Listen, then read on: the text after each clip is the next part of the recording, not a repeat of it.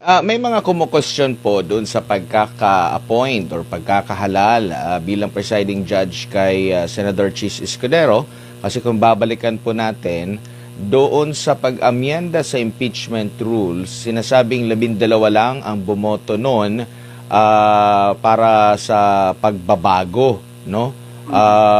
Sa tingin niyo po, ito po ay naayon sa ating konstitusyon? Well, kini-question ito sa Korte Suprema ngayon. Meron ding ni-raise si Senator Alan Peter Cayetano na dapat at least one day na notice sa mga senador pero hindi yun nasunod. Ano masasabi niyo po dito, Attorney? Palagay ko, academic na yung mga minor issues na yan. Although, alam mo, pagdating sa ito, talagang nakikita mo yan sa mga ordinary courts. May mga motion, may mga delays. Para sa akin, hindi nakakatulong na siguro yung mga issues na gano'n dahil ang importante dyan, matuloy yung pagpresenta ng ebidensya at matuloy naman yung pagpresenta rin ng defense na may pagtanggol ang kanilang sarili. At saka yung participation na nila dun sa hearing na yan, naging mutan academic na nga yung mga questions na yon. Hindi naman makaka-anal o makaka-validate doon sa proceedings yung mga tinutukoy ni na Senator Judge Alan.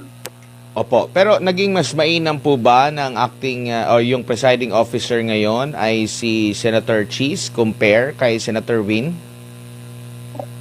Well, wala kasing trial background o legal background si Win eh.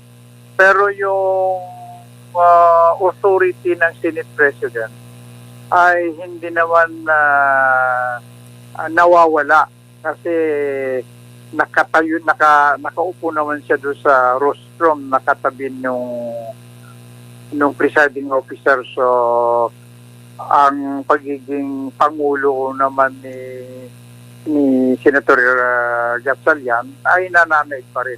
Nangyari na rin yan sa panahon ng impeachment ni Pangulong Estrada andun yung si Chief Justice, pero yung si Senate President Pimentel nakaupo rin sa harap. Ngayon, pagdating kasi sa mga legal issues, lalong tatagal yan kung si Win ng si Senator Gatchalian ng presiding officer dahil siguradong pukonsulta din siya sa mga abogadong member ng Senate. Sino ba mga abogado yan? Si Chis, si Alan, si Tia, or si Marcoleta na nakakulong naman ngayon, di ba? So, yung experience naman ni Senator Escudero at nag-practice din naman siya.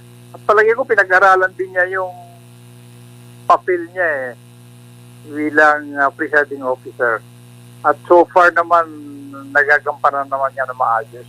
From the standpoint of the legal community, Opo. mas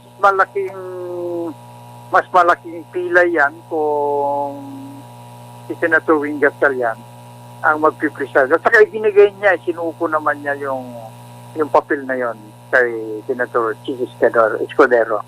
Opo. Pagpalagay natin, sir, kung magdedesisyon ang Korte Suprema pabor doon sa mga petitioner, tapos illegal talaga yung yung pagpili kay Senator Chis.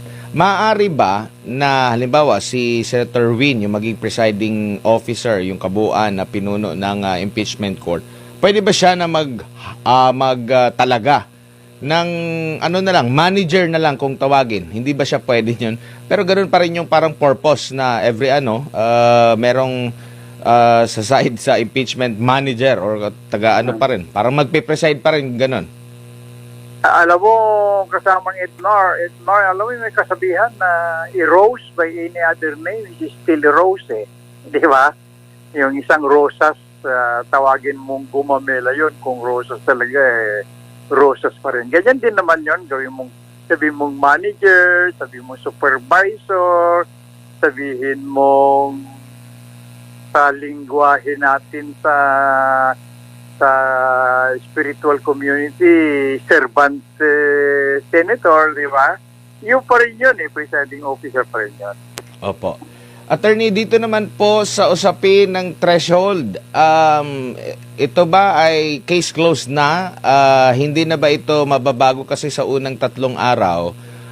Binanggit na nga ito ni Senator Chis Escudero, nilinaw ni Senator Ping Lacson, at ito na nga yung stand ng impeachment court. Wala nang pwedeng debate ukol dito or mananatiling bukas pa rin ito habang buhay pa ang impeachment trial? Palagay ko magiging issue yan pag dating na sa dulo kasamang Edmar. I-open nila yan dahil sa may iba-ibang pananaw yan Kasi nung gawin naman yung constitution at sinabing it has to be 2/3 of the number of senators ang magiging threshold ng conviction, ano? Hindi naman na-imagine ng mga framers ng Constitution na magkakaroon pala ng isang fugitive from justice. Magkakaroon ng isang jinggoy na nakakulong. Magkakaroon naman ng isang markuleta na makulong pa. Suppose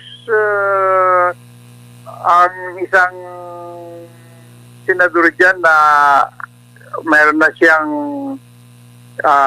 kinakampihan hindi na siya talagang sumali doon. So lalong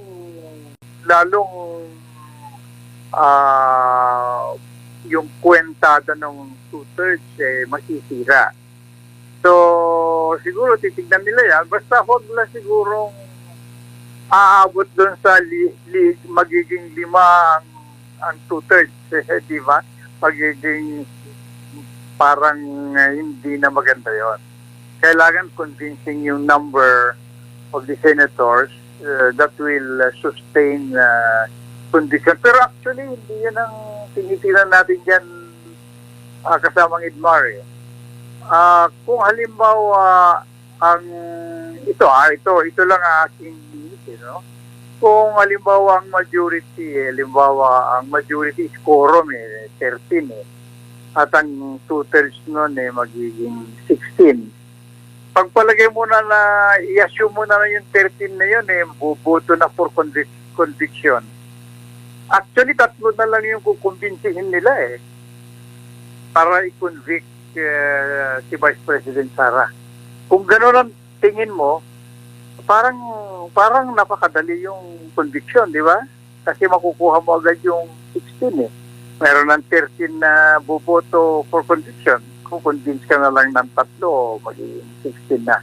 Yan yung mga nakakatakot dapat bantayan ng desensa. Hindi yung numero nung ang threshold 24 ba yun, o 22 o 21. Ang babantayan nila i-assume nila na 13 na yung bubuto for conviction, 3 na lang ang kukonvinsihin. Yun ang madaling, yun ang parang napakadali ang conviction niya kung 3 na lang ang kukonvinsihin mo. Opo. Kuha mo yung logic nun, Edmar. Opo. Attorney, dito naman po sa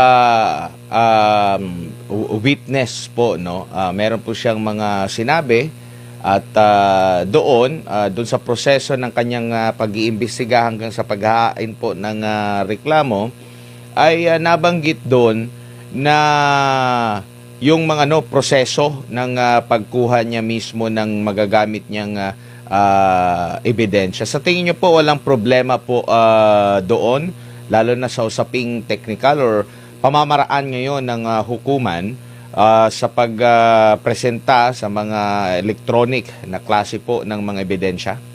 Bago kasi yung, although matagal na rin yung electronic, meron na rin mga batas yan. May mga rules and regulation yan. Yung copy, halimbawa, acceptable na rin yan eh. Siguro ang maganda naman yung strategy ng defense na sinisira nila yung tinatawag na documentation yan. Kasi marami namang AI na yan na pwedeng palabasin ng AI yung gusto nilang ilabas, ano? Na ma-manipulate na rin yung mga image na yan. Siguro it's a matter of defense na yan, Edmar, pagdating ng opportunity ng defense to present their evidence, yun ang ilalabas nila. You cannot destroy the prosecution by cross-examination alone. Eh. Walang nananalo sa cross-examination lang eh. Drama lang sa TV yun, Manong Edmar eh.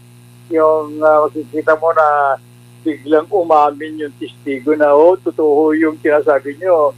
Walang ganun sa katotohanan eh. Sa actual, yung cross-examination mag-inject ka lang ng doubt eh. Ang panalo mo pa rin eh, yung klase na ebidensya mo na ipipresent. Alam mo, nakikita ko dyan, nakikwentuhan na rin lang tayo, no? Opo. Tatlo ang pwedeng approach ng defense dyan eh. Ayaw ko kung meron pa ika-apat para sa kanila, no? Pero yung tatlong yun, una, i-deny nila na wala talagang ganong sinabi ni Vice President. Yung sabihin nila na AI generated lang yung ipinipresenta niya, no? Pero these two options ay masyadong subservient. Yung pangatlo dyan na maganda siguro is yung kaya sumagot siya ng ganon dahil na-provoke din siya, na tinatakot din siya na patayin. Kaya nagsalita rin siya ng papatayin din kita. Parang yung pag normal na, meron kasi sa libel na you have the right of self-defense na yung sasagot mo, parang pagmumura rin. Pero kailangan balansyado doon sa sinabi ng kabila. Parang yan ata yung punto din, attorney, kasi kung mapapakinggan natin yung closing remarks ng depensa, muling nabalik doon yung Oplan na